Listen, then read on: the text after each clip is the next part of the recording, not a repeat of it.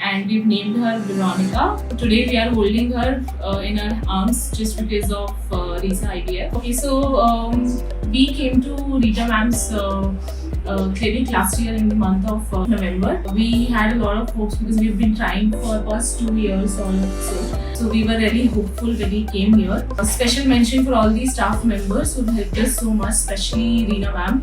So she was my first point of contact when we came here for this one.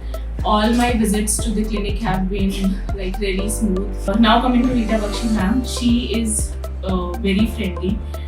She understands your problem very well. She first, discuss all the past history, the cases. She suggested a lot of tests and everything, and everything went very well. We actually thought that it would take us 2 to 3 chances, and then we'll be able to conceive. But we never thought that it will be just in one go only.